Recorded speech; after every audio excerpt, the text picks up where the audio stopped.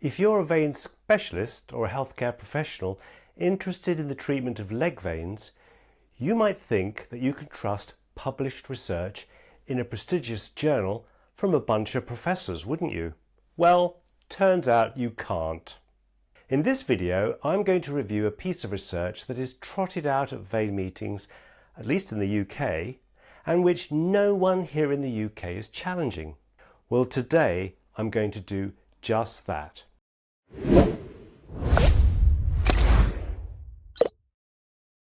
This article presents the 5-year primary outcomes of the CLASS trial, a randomised controlled trial comparing endovenous laser ablation, ultrasound-guided foam sclerotherapy, and surgery for the treatment of primary varicose veins. The primary outcomes at 5 years were disease-specific and generic quality of life and cost-effectiveness. 798 participants with primary varicose veins were recruited from 11 United Kingdom centres and randomised to one of 3 treatment groups. 595 participants completed quality of life questionnaires at 5 years. Disease-specific quality of life, as measured by the Aberdeen Varicose Vein Questionnaire, was significantly better in the laser ablation and surgery groups than in the foam sclerotherapy group. Generic quality of life measures did not differ amongst the treatment groups. Cost-effectiveness analysis favoured laser ablation over foam sclerotherapy and surgery at a willingness to pay ratio of £20,000 per quality adjusted life year, so-called QALYs. In conclusion, the study found that laser ablation and surgery resulted in better disease-specific quality of life at 5 years compared to foam sclerotherapy, and laser ablation was the most cost-effective treatment option. But here's the thing. I have a number of problems with this publication. Firstly, this study is not a true comparison of surgery, laser and foam sclerotherapy because patients are not being randomised to all 3 treatment options at every hospital. Some hospitals are only randomising patients to surgery and foam sclerotherapy, so-called stratum 2, while others are randomising to all 3 treatments, stratum 1. This limits the ability to directly compare the effectiveness of all 3 interventions across all study sites. Secondly, the abstract suggests that laser, foam sclerotherapy and surgery were compared. But in reality, foam sclerotherapy was administered to patients in 2 of the treatment groups.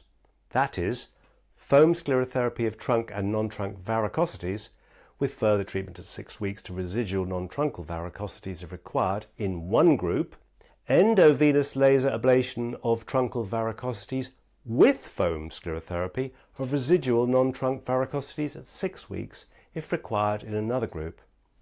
Now, this is not a fair comparison of foam versus laser when laser patients received foam as well. 798 people were studied, which sounds like a big number, but from figure 1 we see that of 6,592 patients, only 3,369 were eligible and 2,571 declined to participate. We don't know why they declined. Therefore, the total number of people excluded from the study was 5,794. Now, this is described by the authors as a large multi-centre trial, but only 203 received laser, helped by foam, remember, and only 265 received foam only. I don't think this really qualifies as a comparison of 2 big groups. Now, perhaps the most damning criticism of this paper is the method of foam sclerotherapy used.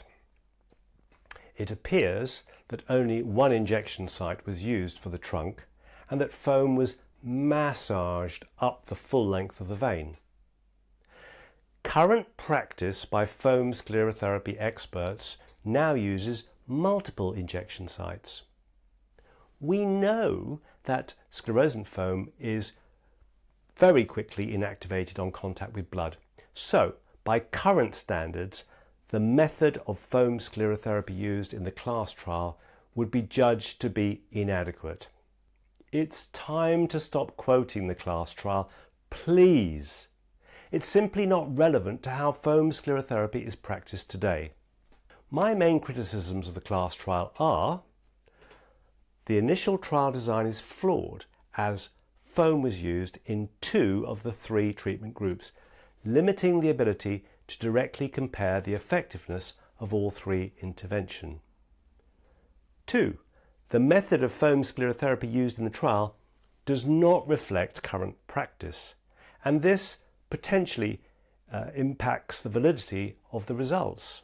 Thirdly, a significant number of participants were excluded from the study, 5,437, and this raises concerns about whether the CLASS trial is representative of real-world vein patients. Conference organisers, let's have a proper debate about the role of foam sclerotherapy in modern practice, and let's put the CLASS trial to bed. I've put links to the paper down below. Please leave your comments. I read all of these and I promise to get back to you. Thank you for watching. Please share and like, and that way we can get the message out that foam sclerotherapy is at least as safe and effective as other treatment options, and in many ways it's superior.